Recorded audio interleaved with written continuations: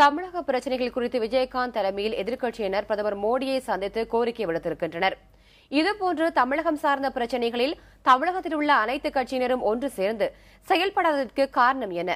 அவர்கள் ஒன்று சேர்ந்து செயல்படுவதற்கு என்ன செய்ய வேண்டும் என்று பொதுமக்களிடம் கருத்து கேட்டது புதிய தலைமுறை. இதற்கு பொதுமக்கள் தெரிவித்த கருத்துக்களை இப்பொழுது பார்க்கலாம்.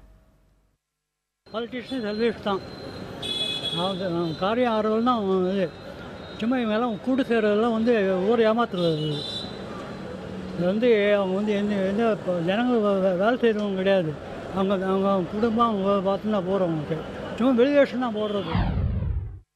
அவங்க கட்சியினுடைய நலனை முக்கியமாக கருதுகிறாங்க. அதனால அவங்க மற்றவங்களோட அட்ஜஸ்ட் பண்ணிக்க முடியுது. ஒரு பார்ட்டிக்குள்ளேயே ஒருத்தருக்கு ஒருத்தர் அட்ஜஸ்ட் பண்ணிக்க முடியல. அதுதான் காரணமாக இருக்குமே தவிர எல்லாருக்கும் பிரச்சனை தீரணுங்கிறதுல ஆசை இருக்குது.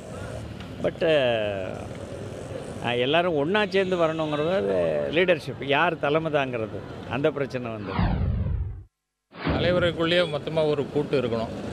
மக்கள் பிரச்சனையை தீர்க்கணுன்ற கருத்தை தான் முன்வரித்து அவங்க இறங்கினாங்கன்னா இது தீர்க்கறதுக்கு வழி கிடைக்கும். அதில் அரசியல் லாபத்துக்காக வேறு காரணங்களுக்காக இதில் இறங்காமல் இருக்காங்க. எல்லாமே ஈகோ பார்ஷாலிட்டி தான். அது நம்ம கட்சிக்கு பேர் வராது, நம்ம பேர் நிற்காது. அது எல்லா பிரச்சனையுமே அதான்.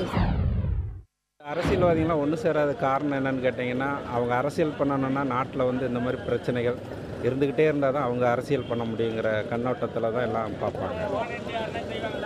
இதுக்கு வழியே கிடையாது. அவங்க ஒன்று சேரவே மாட்டாங்க.